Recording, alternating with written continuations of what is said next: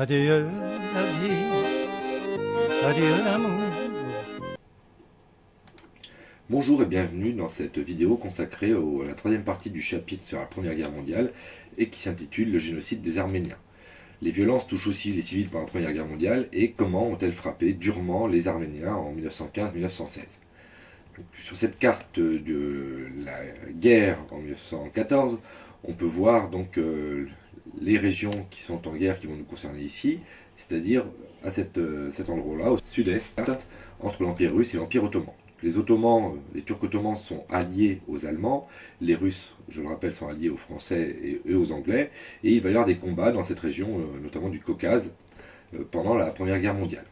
Donc, en quoi vont-elles concerner ces combats les Arméniens? On va le voir tout de suite, puisque en fait les Arméniens étaient une minorité qui vivait en grande partie en Turquie, donc dans l'Empire ottoman, et en partie dans la Russie. Donc les Ottomans vont reprocher aux Arméniens qui sont à l'intérieur de leur empire d'être favorables aux Russes et donc de trahir l'armée ottomane.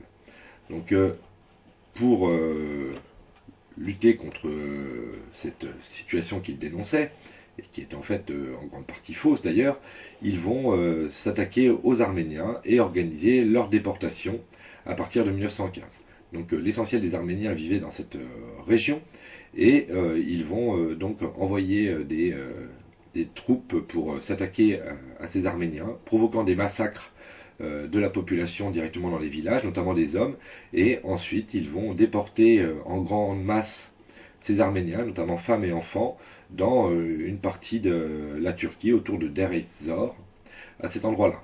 Donc d'autres Arméniens vont fuir ces massacres, mais une grande majorité va être envoyée en déportation.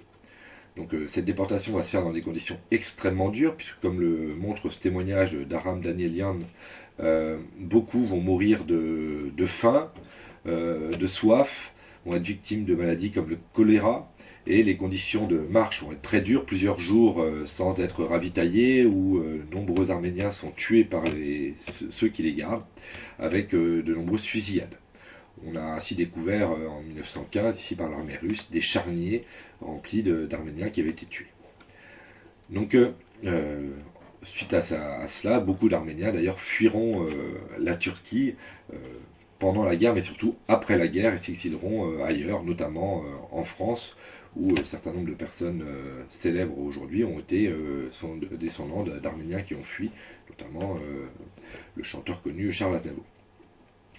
Donc pourquoi peut-on parler d'un génocide pour ces massacres d'Arméniens par les Turcs?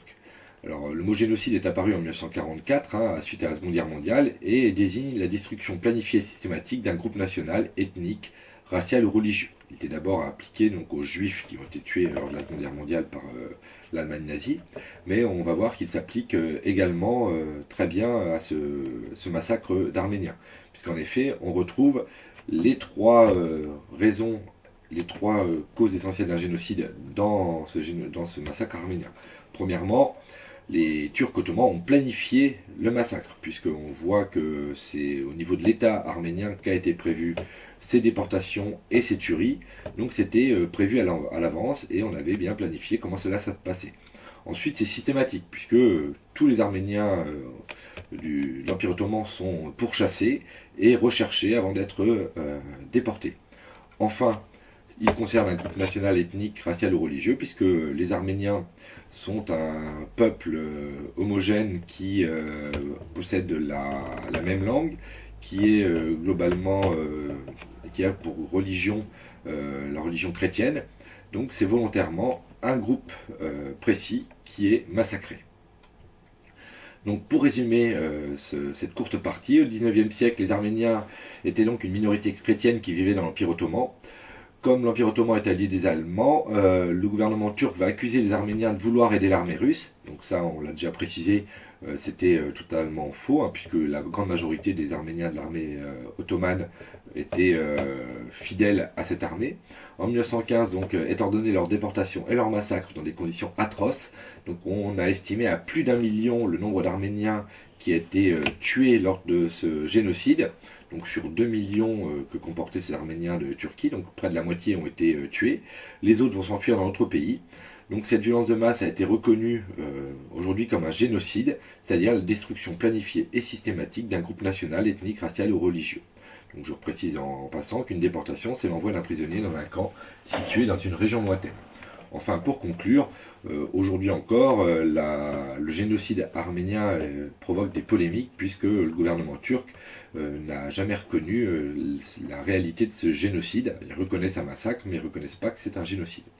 Donc, en conclusion, les violences de masse sont une caractéristique principale de la Première Guerre mondiale, puisqu'on a eu 9 millions de soldats qui ont été tués, 6 millions de soldats mutilés, qu'on a appelé notamment les gueules cassées, et ce massacre des Arméniens est considéré aujourd'hui comme le premier génocide de l'histoire. Merci bien d'avoir écouté cette vidéo. À la prochaine fois. Au revoir.